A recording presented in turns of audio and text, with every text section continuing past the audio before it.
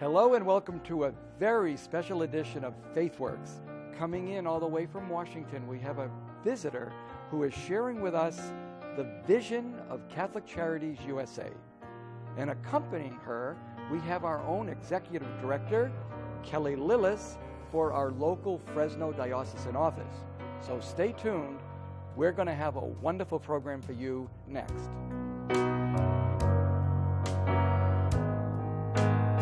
Hello again. I am so excited today for having two very special guests.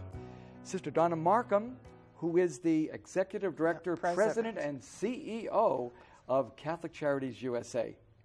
She's a Dominican sister with a PhD in clinical psychology, so you can know that this sister has studied and is the perfect person to lead forward Catholic Charities in this papacy of Pope Francis. Kelly Lilles, it's great to have you back on a program so that what Sister DONNA talks about nationally, you'll be able to help us see how those programs and those strategies and those directions are being implemented here locally, which is where it really counts for us. Sister DONNA, thank you for being here today. I'm delighted. You did this interview with the Wall Street Journal, and you admitted after seeing Pope Francis that you got a shot in the arm for your ministry as the president of this wonderful organization, this wonderful ministry, and that there is a new vision for Catholic Charities. Do you want to just unpack that, Sister? Sure. Yeah, when Pope Francis came, he actually addressed Catholic Charities the year before at our annual gathering. He addressed the gathering via video conference. And he galvanized all of the Catholic Charities folks that were present at that meeting, probably about 500 of them. And in that time, we were hoping that he would come to the United States. And then when we found out he was coming and had the opportunity to visit Catholic Charities, a couple of the agencies visited Washington, D.C., and then also visited New York, East Harlem in New York. And in Washington, he met with some of our clients who are struggling with homelessness and food security. And so the idea was that he was going to come in and say grace and bless the meal and all the best laid plans. As soon as the folks saw him, they all jumped up and swarmed him. And his bodyguards they just let him be. And it was great. But I think his presence to everybody he meets is so amazing, and he's so comfortable to be with anybody, and he's most comfortable being with people that are suffering, and that was evident in his being with our people in Washington, D.C., and then being with immigrants and refugees in New York City. And so then the lovely part for me was that, surprisingly, I didn't think I would ever have a chance to meet him personally. So what happened was, when I was in East Harlem, Archbishop Auzick came up to me and he said, "Can you be at the Holy See Mission at 6 o'clock tomorrow morning?" And I said, "Yes." And he said, "Well, you're going to meet Pope Francis." So when I met him, I asked him if he would give me his blessing, not for me personally, but for all of the people that work in the ministry of Catholic Charities across the country. That's 55,000 employees. It's 250,000 volunteers. And we're serving 8 to 9 million vulnerable people every year. So when I received that blessing, it was really for everybody. And I shared that with our diocesan directors across the country, because it was a very powerful experience to know that we are so in tune with him. One personal thing you did get to ask them, though, or have him hear from you, is the connect with the religious sisters. Yes. Can you share that? That was beautiful to read. Yeah, I thanked him. I said, "I just want to say thank you to you for your support and all that you've done to help to heal the American Catholic sisters." And he said, "You do good work. Don't be afraid. Keep moving forward." And it was a very precious moment. You know, when you said move forward, which is what you were quoting Pope Francis, that is the theme that we are going to be developing over and over in our year of celebrating the 50th anniversary of the diocese. Yes. Our theme is Siempre Adelante, Great. Always forward. Wonderful. It's just great to hear that that's echoed wonderful. in what the Pope told you. Yeah. Now, Kelly, to join this conversation, you brought Sister Donna to this fantastic annual event. How did that come about? How were you able to land Sister Donna?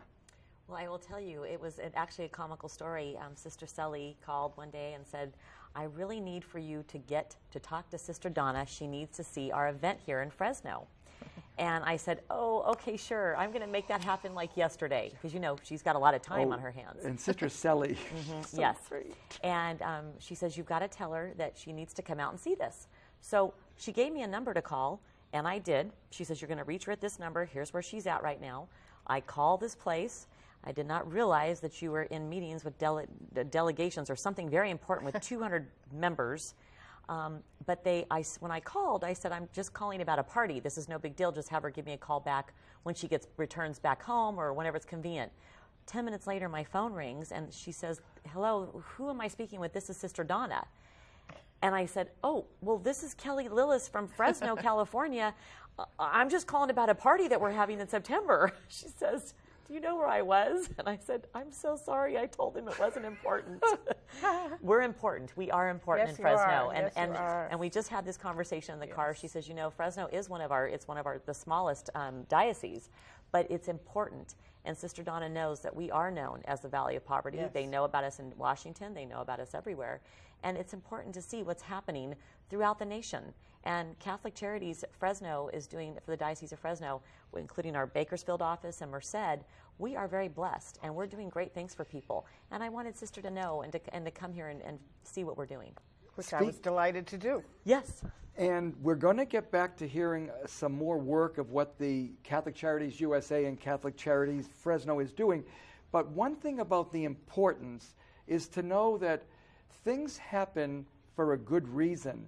So do you want to just mention what it was that the White House asked you to do and how that does show the importance of Catholic Charities to the United States? Sure, and I think this is a really important thing for your viewers to know, that I'm in the Washington Beltway, but I represent all of our Catholic charities, and so I go to the Hill, I speak to our legislators, I speak to the administration, and I speak at the United Nations, and I speak wherever to represent our ministry, because we are taken very seriously, and because they know that we do what we say we're going to do, and we don't squander resources. The money that we receive is given to people who are living on the margins, and so they trust us. Whether I'm talking to Democrats or Republicans, whether I'm talking to people internationally, we are very trusted. And a surprise came. I was coming back from visiting our Catholic Charities agency in Oklahoma City, and I was on my way home, and my assistant sent me a text message and said, call me when you land in Atlanta. So I did, and she said, the White House just called, and the president would like you to be part of the presidential delegation to the canonization of Mother Teresa. And so, and the reason being that he knows, and the administration knows, that Catholic Charities and Catholic Relief Services are the extension of the work that Mother Teresa certainly did throughout the world, and and that he recognized that and said, no, Carolyn Wu and Sister Donna are the two people that need to be part of this delegation. So we were there with three other dignitaries from the United States government. So, but that just says, I think, how seriously we're taken. Earlier this week, I was asked to speak at the UN on the plight of refugees. So I took a train in early in the morning on Monday, and we had a session at the high-level side event at the UN where I could talk about the fact that Catholic Charities across this country settled a third of the 70,000 refugees that came into the country last year. We settled a third of them. Now and we don't, Catholic Charities doesn't care what religion people are or where they came from. If they need help, we're there to help them. And so that was a stunning number, because we're not the size of a Red Cross, but right. We're big, but we're not, but a and third. You actually have a better, I think, record for what gets done than other people that you just mentioned, which we won't mention. We won't go there. We won't go there.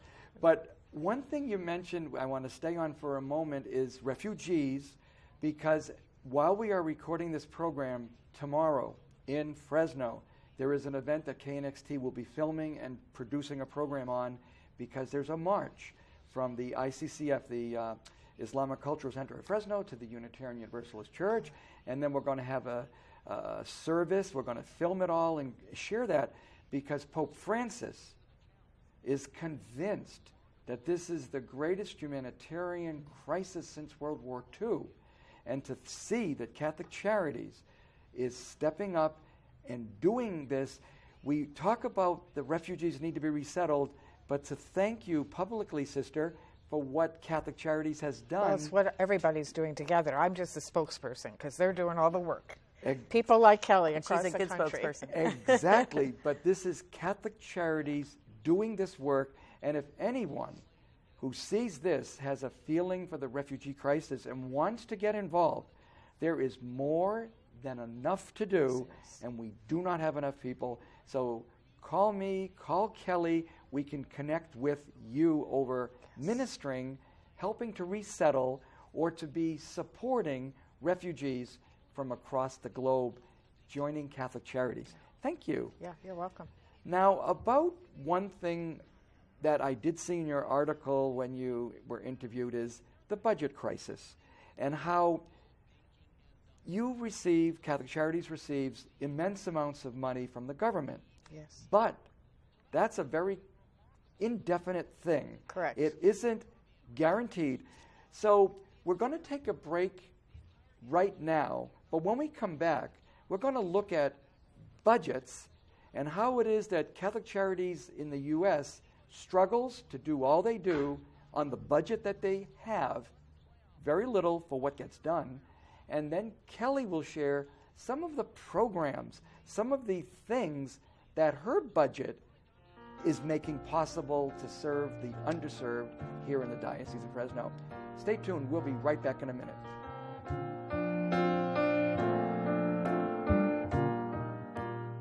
Go to KNXT.TV. You'll discover that your Catholic television station is streaming live on the web. Just click on the live broadcast icon to open.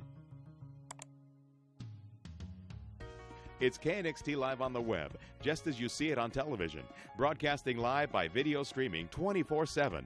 The only television station in the Valley that brings its programming to you and the world, anytime, anyplace, anywhere. And it's only here at KNXT.TV. Celebrate Sunday Mass with KNXT from beautiful St. Anne's Chapel every Sunday at 7:30 a.m. and again at 5 p.m. This weekly broadcast of the Sunday Mass has become the cornerstone of diocesan evangelization, touching thousands of viewers, both Catholic and non-Catholic alike, with the Word of God and the Liturgy of the Eucharist. Sunday Mass from St. Anne's Chapel, 7:30 a.m. and 5 p.m. on KNXT TV, your Catholic television station.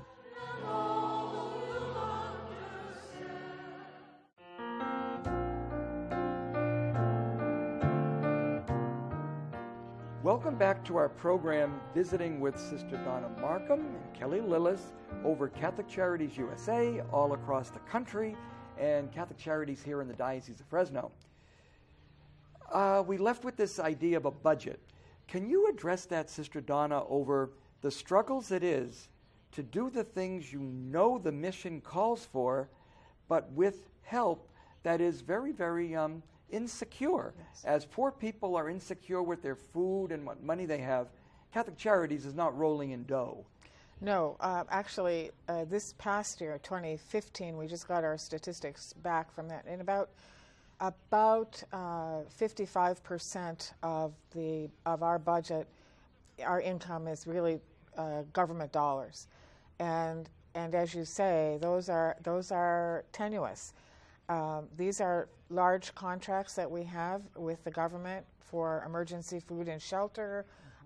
We have Head Start money, we have disaster money, disaster relief, we have housing money, and HHS and Medicaid, Medicare services, and so there's a lot of government funding. And so part of the job that we do in Washington is that we have a whole team at our office that goes to the Hill and meets with our legislators, brings data, brings outcome data, shows results, proves that what we're doing is effective, and that if the government stops supporting it, that those 9 million people are going to be left without anyone to care for them. So we tell a pretty compelling story when we aggregate the resources, and we aggregate the numbers, and we take a look at the outcomes, and it's pretty stunning. So some people receive. I had to go a few times, and I met with Mitch McConnell, Senator McConnell. I met with Senator Reid. I met with Speaker Boehner and Speaker Ryan and Leader Pelosi, and telling the story because we count on them. And sometimes I'm met with mystification, and other times welcomed with open arms, and thank God that Catholic Charities is doing this for the American people. So it's quite something. We try to straddle the aisle. Actually, in February, Speaker Pelosi and Leader Pelosi and Speaker Ryan co-hosted a reception for me on the Hill with members of Congress. So we could talk about talking about the 3 areas that we were really wanting Congress to move on: poverty alleviation, mental health reform, and prison sentencing reform. And I said to them that I would offer that Catholic Charities would serve as Switzerland to get members on both sides of the aisle to talk seriously about coming up with some solutions to these issues. How was that received, Sister? Very positively. And I did go to the Hill. I met with, especially on the mental health bill, because I'm a clinician myself. Right. And then we have been very active. Now it's been a challenge because now we're edging into the lame duck session, so we don't know what will happen. But we keep working. So it is always a challenge. The bulk of our resources come again from government sources. Then the next big chunk come from our donors and foundations. Absolutely generous, gracious donors all over the country. Some of whom I'm going to have a chance to meet while I'm here. Yeah.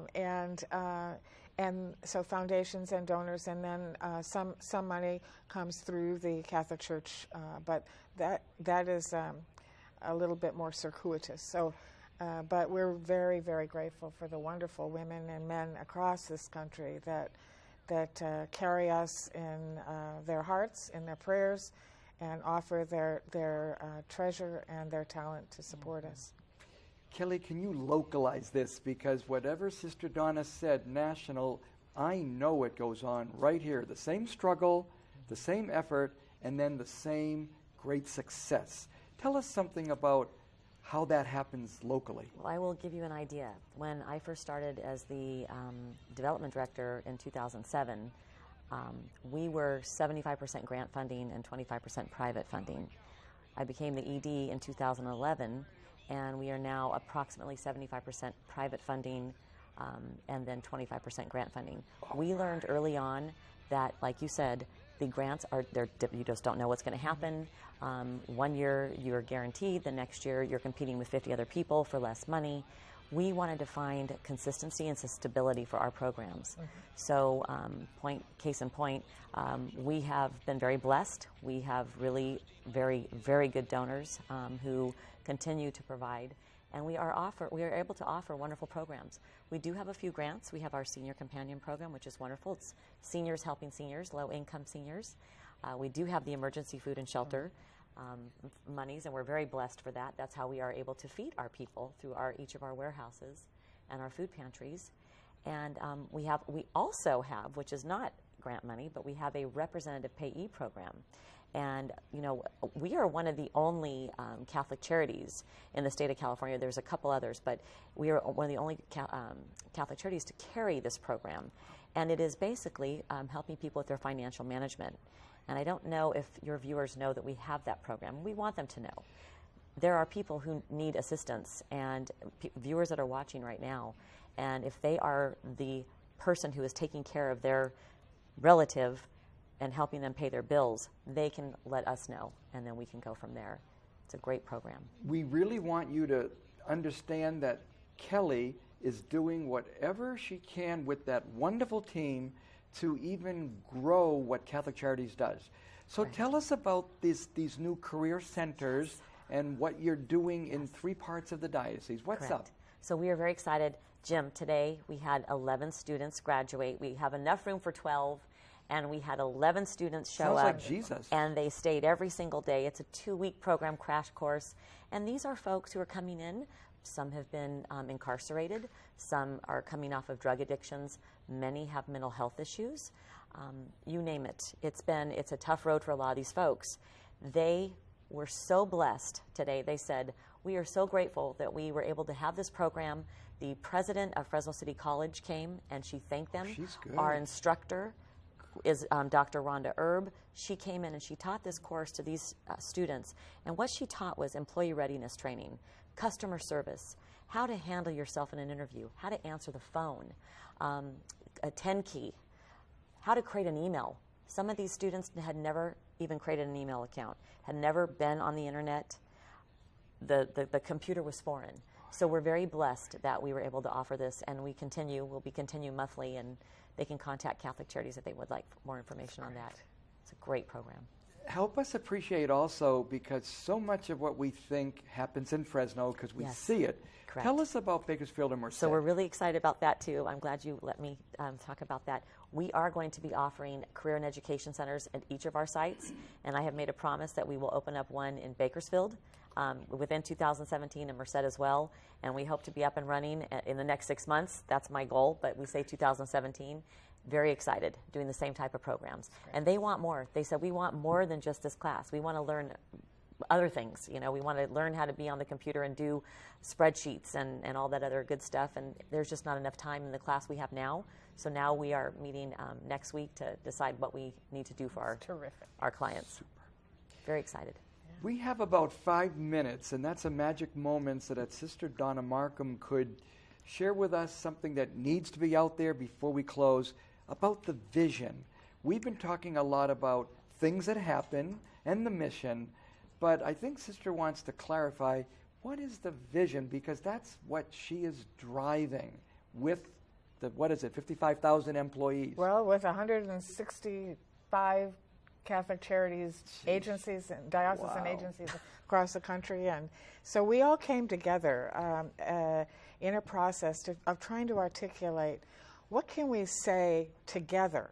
Like each agency and each diocese has its own particular way of expressing the mission and vision. But we wanted to have a message that we could say to the public, that we could bring to the Hill, that we could bring internationally, that says who we are and what we do. And so as we refined that through a process of theological reflection and faith sharing and then a process with some consultants helping us, I would like to share that vision with your viewers, because I think it says pretty powerfully what we're really about as a church. Mm-hmm. And I think, so I'm going to just read that to the viewers, okay? And this is from all of the Catholic Charities across the United States. As Catholic Charities, we labor in the streets, inviting and serving those who have been left out to know and experience the tremendous and abundant love of Jesus Christ. And we commit ourselves to break down walls of division that keep sisters and brothers separated from one another, excluded, or rendered disposable by our society. With joy, we resolve to build bridges of hope, mercy, and justice toward the creation of a culture of communal care responsive to the cries of those who are poor. That's us. That is wonderful. That's us, right? Makes me proud. That's us. Oh, it's just wonderful to see how the whole community of Catholic Charities united to create and to commit to a vision that is so Franciscan. It is awesome. Pope Francis. Even though I'm a Dominican. We And want to he's a give Jesuit. credit to St. Dominic, okay, but what I mean, it's Francis. Pope Yes, Francis. it is. He inspired it. Yes, He absolutely. would. And you have it, it's called A New Moment. Yes. Tell us why this is a new moment for Catholic Charities, Sister. Well, we felt that basically with the messages from Pope Benedict XVI when he talked in Deus Caritas Est about us being organizers of love, Yep. and then Pope Francis coming and saying, get into the streets, be with the people who are suffering, who are disposable, rendered disposable. Oh, yeah. So we said, all right, we've got to take that message very, very seriously as Catholic Charities. So this is a time for us to claim it, to own it, and to proclaim it, and stand up for what we believe. Kelly, tell us, we've got about a minute, so you get a minute. Final thought you'd like to share, urging people to perhaps join your wonderful team of supporters of Catholic Charities. So I will say it out loud, and we're very proud. We have a very small staff at Catholic Charities. We love volunteers. If people are looking to give back to the community, it always feels so good to volunteer. We have lots of places available, spots for people to come. It's a feel-good time. We need the help. We need the support both financially, physically. We need prayers. You know, it takes a village, and we're very blessed. I would like to share my final thought that 90 cents of every dollar donated of every dollar goes back to Catholic Charities programs and services. So you donate $1, 90 cents is going back to us, and we can provide for our clients. And you know, the average annual income for the clients that we serve for a family of 4 is less than $12,000. 40% of the people we serve are under the age of 17, and we serve over 200,000 people per year. And that's diocesan-wide, and we're very blessed that we can do it because we have a great team and great donors and people like you guys. We are so blessed to have Sister Donna and Kelly here today to share their commitment to the vision of Catholic Charities USA and in the Diocese of Fresno, where it really happens for us. That's the diocese, not the city of Fresno, the full 8 counties, all the 9 vicariates. Yes. All of that is being served by, ministered to, and really treated to a vision of a new church through Catholic Charities.